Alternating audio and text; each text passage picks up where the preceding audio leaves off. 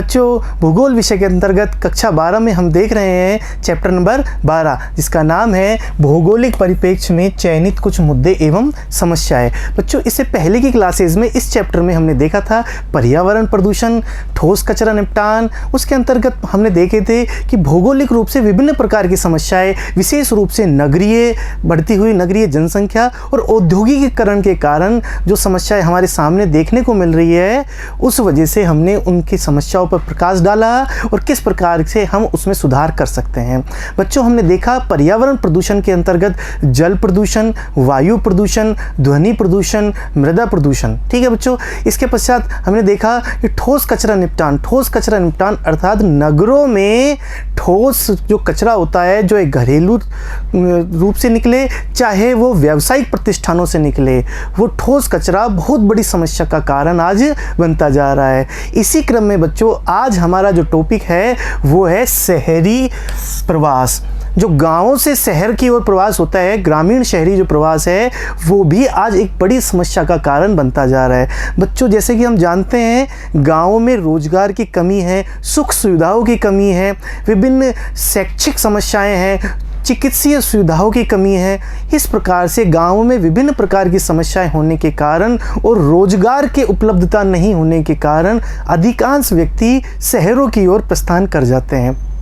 वो रोजगार की तलाश में या शिक्षा के लिए, स्वास्थ्य के लिए या दूसरी सुख सुविधाओं के लिए शहर की ओर चले तो जाते हैं बच्चों, लेकिन वहाँ एक नई प्रकार की समस्या वहाँ पर इकट्ठी हो जाती है और उन समस्याओं का जब सामना करना पड़ता है, तब वो उनको पता चलता है कि शहरों में गांवों से अधिक समस्या विद्यमान है।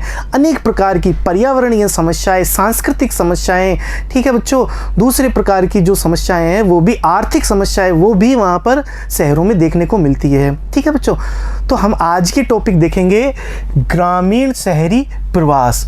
बच्चों, ग्रामीण क्षेत्रों से शहरों की ओर प्रवास अनेक कारकों से प्रभावित होता है। बहुत सारे कारण हैं जो कि गांवों से शहरों की ओर प्रवास करते हैं। तो बच्चों, देखते हैं कि आखिर में प्रवास, विशेष रूप से ग्रामीण से शहरी जो प्रवास देखने को मिल रहा है हमें, उसके कौन कौन से कारण हैं और उसे हमें कैसे हमने उसको विभक्त किया है। तो इसके दो प्रकार से कारण हो सकते हैं। एक तो प्रतिकर्ष कारक, जिसे हम कहते हैं पुश फैक्टर, और एक है बच्चों अपकर्ष कारक, जिसे कहते हैं पुल फैक्टर। बच्चों, जैसे नाम से ही पता चल रहा है, प्रतिकर्ष कारक यानी कि धक्का देने का, पुश यानी धक्का देना, मतलब बाहर निकालने की ओर। बाहर कहाँ से?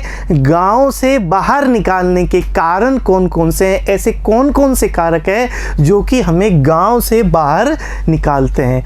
दूसरी ओर अपकर्ष कारक, पुल कारक वो होते हैं जो कि उस क्षेत्र की ओर आकर्षित करते हैं। कौन से क्षेत्र? शहरी क्षेत्र की ओर, अर्थात वे सुख सुविधाएं, वे कारक जो शहरों की ओर आकर्षित करते हैं। तो यहाँ देखने से पता चल रहा है प्रतिकर्ष कारक या पुश फैक्टर कारक जिनकी वजह से व्यक्ति अपने निवास क्षेत्र को छोड़ता है। ठीक है बच्चों, अपना निवास स्थान ग्रामीण क्षेत्रों को छोड़ता है। बच्चों, ये ध्यान देने वाली बात है, कोई भी अपना मूल स्थान छोड़ना नहीं चाहता, लेकिन समस्याएं पारिस्थिति की इस प्रकार की होती है कि वो उसे अपना घर छोड़ना ही पड़ता है, अपना मूल स्थान छोड़ना ही पड़ता है। और इसके लिए मूल जो कारण है बच्चों, उसका मुख्य जो कारण है वो कौन सा होता है? रोजगार की प्राप्ति के लिए विशेष रूप से गांव से शहरों की ओर प्रवास देखे जाते हैं। दूसरी ओर कारक जिनकी वजह से व्यक्ति उस क्षेत्र में निवास करने हेतु आकर्षित होता है, ऐसे कारक जो कि शहर अपनी ओर आकर्षित करते हैं। ठीक है, अब वो कौन कौन से कारक हैं आइए देख लेते हैं। जहां प्रतिकर्ष कारक में देखते हैं हम गरीबी। बच्चों, गांवों में गरीबी ज़्यादा देखने को मिलती है, क्योंकि एक तो क्या है कि वहाँ मुख्य जो पेशा होता है, मुख्य जो व्यवसाय होता है वो कौन सा होता है? प्राथमिक सेक्टर होता है। प्राथमिक सेक्टर में हमने देखा था कौन कौन से, जैसे कि कृषि है, पशुपालन है, मत्स्य पालन है, खनन है, आदि ऐसी चीज़ें जो कि प्रकृति से सीधे संबंधित होती है। तो प्राथमिक जो सेक्टर है, प्राथमिक व्यवसाय है वो गाँव में अधिकांश होता है, और उसमें भी विशिष्ट रूप से कृषि ही सर्वाधिक होती है, कृषि और पशुपालन।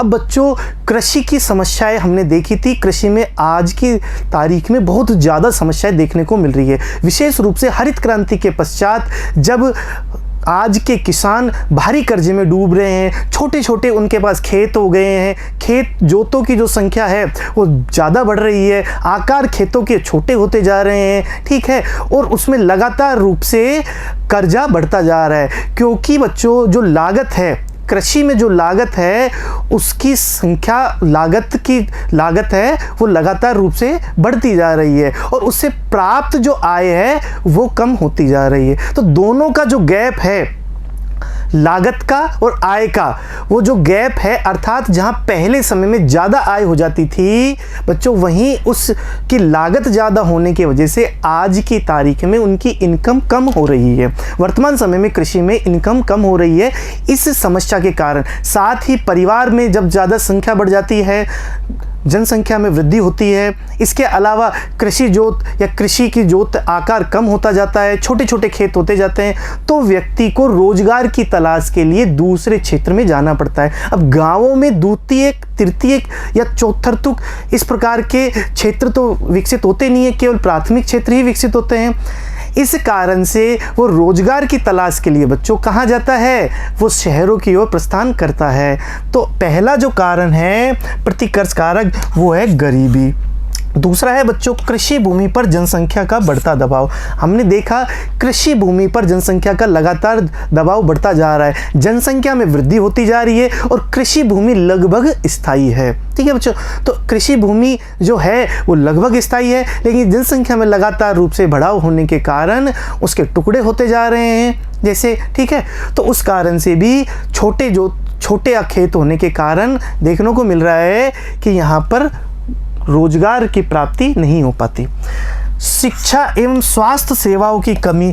बच्चों गाँवों में, ग्रामीण क्षेत्रों में शिक्षा और स्वास्थ्य की कमी देखी गई है, और इस तरीके के इंफ्रास्ट्रक्चर, यहाँ पर जो बेसिक इंफ्रास्ट्रक्चर है वो बहुत कमज़ोर प्रकार के हैं। हालांकि पिछले 70-75 सालों में आज़ादी के पश्चात सरकारों ने विशेष रूप से ध्यान दिया है ग्रामीण क्षेत्रों में, लेकिन फिर भी बच्चों अभी उतनी अच्छी कंडीशन नहीं आई है जितनी की होनी चाहिए, ठीक है। और इसके अलावा युद्ध व प्राकृतिक आपदा भी ऐसे कारक हैं जो कि प्रतिकर्ष कारक हो सकते हैं। तो हमने देखे कि ये प्रतिकर्ष कारक हैं। ऐसे कौन से कारक हैं जो कि अपकर्ष कारक हैं, पुल फैक्टर है, खींचने का काम करते हैं, अपनी ओर आकर्षित करने का काम करते हैं। वो है रोजगार के पर्याप्त व बेहतर अवसर। बच्चों जानते हैं हम कि शहरों में या नगरों में रोजगार के अच्छे अवसर मिलते हैं, चाहे उद्योग हो, चाहे व्यवसाय हो, चाहे मजदूरी हो, किसी भी तरीके की चीज़ें हैं वो शहरों में अच्छे प्रकार की मिल सकती है रोजगार के रूप में। बेहतर शिक्षा और स्वास्थ्य सेवाएं, मनोरंजन के साधन, ये सभी जो चीज़ें हैं वो शहरों में अच्छे प्रकार से मिलती है। शिक्षा, स्वास्थ्य, मनोरंजन आदि जो चीज़ें हैं वो शहरों में, नगरीय केंद्रों में अच्छे से मिलती है। इसी कारण से वो अपकर्ष कारक कहलाते हैं। और ये पूरा सिनेरियो हमें बताते हैं कि ग्रामीण से शहर की ओर प्रवास के कौन कौन से कारण हैं, ऐसे कौन कौन से कारक हुए जिस वजह से व्यक्ति गाँव से शहरों की ओर जाता है। बच्चों गाँव से शहरों की ओर तो व्यक्ति चल जाता है, लेकिन उसके बाद उसके जीवन में एक नई प्रकार की समस्याएं चालू हो जाती है। यहाँ हमने देखा बच्चों कि इन समस्याओं का निदान शहरों में जाने से उनको हो रहा है। जो जितने भी प्रकार की यहाँ पर हम समस्या देख रहे हैं वो यदि वो शहर में चले जाएंगे तो उनका निदान हो जाएगा। लेकिन बच्चों शहरों में एक नई प्रकार की समस्याओं का विकास भी वहाँ पर होता है। वहाँ दूसरी प्रकार की समस्या है, जैसे कि हम आगे की केस स्टडी में पढ़ेंगे, और हमने पहले कुछ चैप्टर्स पहले राम बाबू की केस स्टडी में भी इसी प्रकार का देखा था।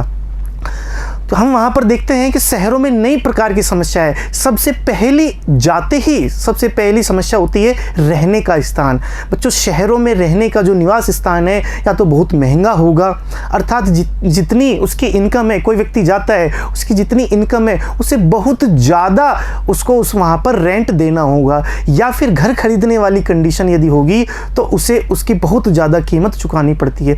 तो वहाँ रिहायशी समस्या सबसे बड़ी समस्या होती है शहरों में रहने योग्य अच्छे स्थान नहीं पाए जाते, यदि पाए जाते हैं तो उसकी अधिक कीमत हमें चुकानी पड़ती है। दूसरी समस्या वहाँ पर क्या है बच्चों, संस्कृति की समस्या आती है। गांव के व्यक्ति एक अलग संस्कृति, एक अलग परिवेश से पल भर करके बड़ा होता है और शहरों में अलग प्रकार की संस्कृति होती है। तीसरी समस्या क्या होती है बच्चों, उसे अपने घर की या अपने गांव की, अपने परिवार की याद सताती है, जिससे मानसिक रूप से वो तनाव में रहता है। अगली बात क्या है बच्चों, मनोरंजन के जो साधन हैं वो गांवों में जहां एक दूसरे से प्रेम भाव से व्यक्ति आपस में, जो सामाजिक व्यवस्था है वहां आपसी प्रेम की रहती है। शहरों में बच्चों सामाजिक जो व्यवस्था है वो आपसी प्रेम का भाव नहीं रहता, केवल औपचारिकता वहाँ पर शहरों में रहती है, जबकि गाँवों में औपचारिकता नहीं होती। गाँव में क्या है, आपसी सामंजस्य से काम करते हैं, प्रेम के साथ सभी लोग मिलजुल करके वहाँ पर रहते हैं गाँवों में, ठीक है। तो वहाँ पर सांस्कृतिक समस्या का भी देखा गया है। इसके अलावा वहाँ पर विभिन्न प्रकार के पर्यावरण के प्रदूषण, जैसे कि वायु प्रदूषण देखने की मिलती है, जल प्रदूषण देखने को मिलता है, ध्वनि प्रदूषण देखने को मिलता है बच्चों, ठीक है, भूमि प्रदूषण देखने को मिलता है। तो विभिन्न प्रकार का प्रदूषण और उससे होने वाली बीमारियाँ भी वहाँ पर देखने को मिलती है, ठीक है। इसके अलावा ठोस कचरा निपटान, ठीक है।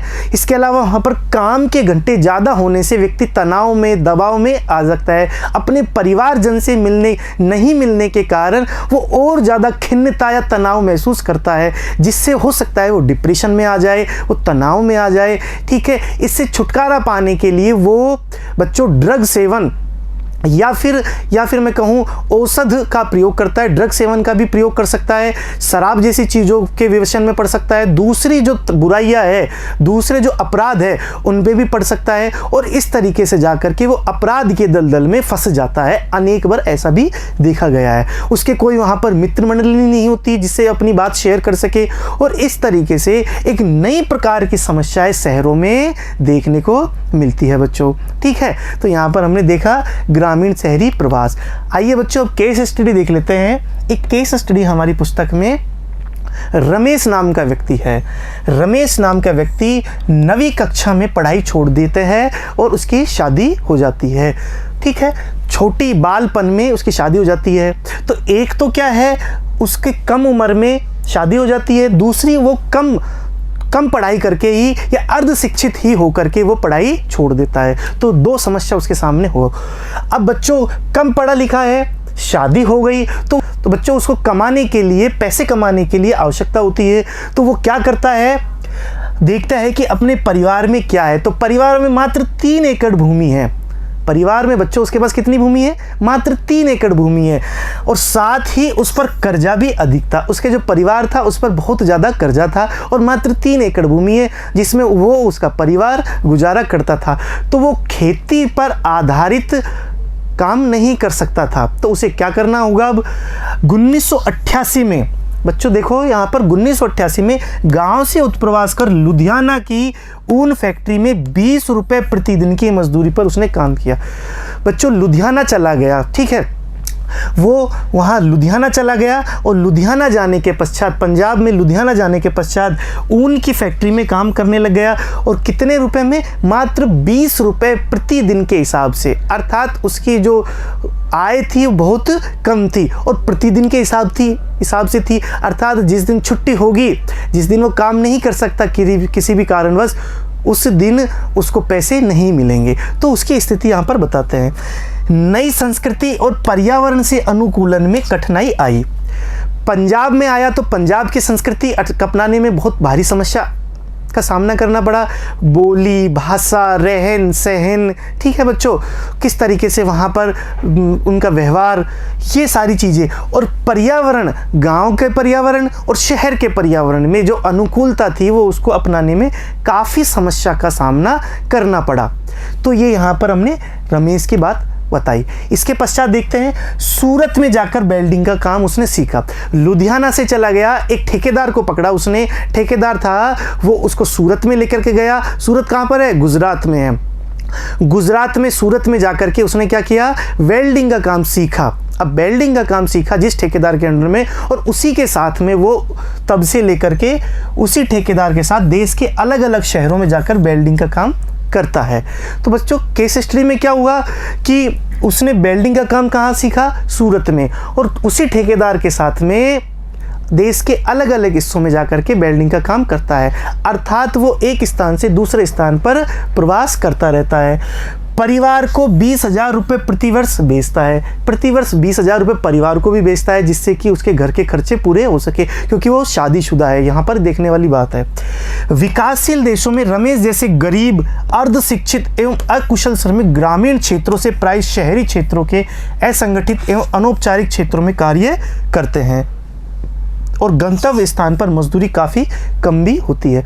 बच्चों, मजदूरी काफ़ी कम होती है और रमेश जैसे जो गरीब है, अर्धशिक्षित है, अर्धकुशल है, ठीक है, या अकुशल व्यक्ति है, तो वो क्या करते हैं? ग्रामीण क्षेत्रों से शहर की ओर प्राय चले जाते हैं। अब संगठित यदि उनका काम होगा, औपचारिक और संगठित काम होता तो ज़्यादा समस्या नहीं होती, लेकिन उनका काम कैसा है? असंगठित है और अनौपचारिक है, ठीक है। कोई वहाँ फिक्स नहीं है, स्थायित्व की भावना नहीं है कि वो नौकरी उसकी फिक्स है। वहाँ पर जितना समय तक काम करेगा उतना समय तक उसको पैसा मिलता रहेगा। काम करना बंद कर दिया तो पैसा मिलना भी बच्चों बंद हो जाता है। तो असंगठित क्षेत्र है, उनकी मांग को उठाने वाला कोई व्यक्ति होता नहीं है, अकेला व्यक्ति होता है असंगठित क्षेत्र में। यदि संगठित क्षेत्र होता है तो पूरा संगठन उसका साथ देता है और गंतव्य स्थान पर मजदूरी काफ़ी उसे कम प्राप्त होती है, ठीक है। पैतृक स्थान की याद आने के कारण तथा नए स्थान पर नई संस्कृति के कारण तनाव या खिन्नता जैसी स्थिति भी उसको बन जाती है। अब पैतृक स्थान की याद आती है, जहाँ से वो बिलोंग करता है उस स्थान की याद आती है, उसके परिवार की याद आती है, उसके बीवी बच्चों की याद आती है, उसके मित्र मंडली की, उसके गांव की, खेत खलियान की, उन सब की उसको याद आती है। और याद आने के पश्चात वो नई संस्कृति के नहीं अपनाने के कारण, क्योंकि बच्चों शहरों में मैंने बताया था अनौपचारिक, ठीक है, अनौपचारिक व्यवहार होता है, केवल दिखावे की ज़िंदगी होती है शहरों में। यदि आपसी सामंजस्य की भावना तो केवल आज भी गाँव में जिंदा है। तो गाँव में आपसी सामंजस्य, आपसी प्रेम भाईचारे के साथ में जिस तरीके से एक दूसरे से अपनी दुख तकलीफ को शेयर करने वाली जो बातें हैं वो गाँव में ही होती है। शहरों में संबंध, सामाजिक जो संबंध होते हैं वो औपचारिक रूप से होते हैं, वहाँ पर केवल ऊपरी दिखावा ज़्यादा होता है शहरों में, ठीक है। अंततः अपराध तथा औषध दुरुपयोग, औषध दुरुपयोग होता है ड्रग लेना, ड्रग एब्यूज़, है ना, विभिन्न प्रकार की जो ड्रग है उसको लेना या शराब का सेवन करना, दूसरे प्रकार के अपराधों को देखना, दूसरे व्यक्ति को देख करके ऐसे महसूस करना कि मैं कमज़ोर हूँ, मैं कम बल रखता हूँ, अपराध करना जैसी असामाजिक क्रियाओं में भी वो फंस जाते हैं अनेक बार, ठीक है बच्चों। तो यहाँ पर ये देखने का मिल रहा है कि रमेश जैसे जो व्यक्ति है वो किस प्रकार से इस गाँव से शहरों की ओर जाते हैं और विभिन्न प्रकार की समस्याओं का सामना उन्हें करना पड़ता है। यहाँ पर एक चीज़ और बात बताऊँ मैं बच्चों कि इस प्रकार की जो चीज़ें हैं भारत जैसे देश में यह भी देखा गया है कि एक संस्कृति को छोड़कर के दूसरे संस्कृति में जब जाते हैं, जैसे कि उत्तर भारत के बिहार और यूपी वाले जो मजदूर हैं वो कुछ क्षेत्रों में जैसे कि महाराष्ट्र जैसे क्षेत्रों में जाते हैं तो उन्हें दूसरी प्रकार की समस्याएं का सामना, विरोध भी सहन करना पड़ता है कि ऐसे लोग हमारे काम को या हमारे रोजगार को कम करने के लिए आ जाते हैं। इस प्रकार की भावना भी बलवती हो जाती है और उन्हें वहाँ पर यह भी देखा जाता है कि वहाँ पर दुत्कारा जाता है, फटकारा जाता है और दूसरे प्रकार के वहाँ पर उन्हें खिन्नता का एहसास भी कराया जाता है। तो हमें ये देखने को मिल रहा है कि गाँव से शहरों की ओर जो प्रस्थान हो रहे हैं वो नई प्रकार की समस्या है। हालांकि रोजगार जैसी चीज़ों को तो वो प्रदान करते हैं, लेकिन दूसरी नई समस्याओं को वो उत्पन्न कर देते हैं और उन समस्याओं को छुटकारा पाने के लिए हमें नए रूप से प्रयास करने होंगे। उसके तहत हमें ये देखने होंगे कि भारत में जो क्षेत्र औद्योगिक रूप से पिछड़े हैं उन्हें उन पिछड़े क्षेत्रों में उद्योग की व्यवस्था कराई जाए। दूसरी व्यवस्था क्या होगी बच्चों कि भारत में ऐसे जो क्षेत्र हैं जहां पर मजदूरों की संख्या ज़्यादा है या पिछड़े जो क्षेत्र हैं वहां पर और अधिक प्रयास स्वरोजगार के, विशेष रूप से कुटीर रोजगार के ये प्रयास भी वहां पर ऐसे करने चाहिए। बड़े उद्योगों के साथ में यदि हमें स्वरोजगार, कुटीर रोजगार, लघु उद्योग इस प्रकार के काम करें तो इस प्रकार की समस्याएं कम हो सकती है। जैसे कि गांधी जी ने भी कहा था कि भारत की आत्मा गांवों में निवास करती है और गांवों का विकास तभी हो सकता है बच्चों जब कुटीर उद्योग को हम विकसित कर सके। तो गांधी जी की बात हमेशा सर्वकाल से ही एक प्रसंगनीय रहती है, आज भी वो उतनी ही प्रासंगिक है जितनी उस समय थी। तो बच्चों आज हमने देखा ग्रामीण नगरीय प्रवास। बच्चों इसके बाद हम अगली क्लास में देखेंगे कि गंदी बस्तियों को किस प्रकार की समस्याएं होती है और वहाँ उससे हम किस प्रकार से सुलझ सकते हैं। धन्यवाद बच्चों।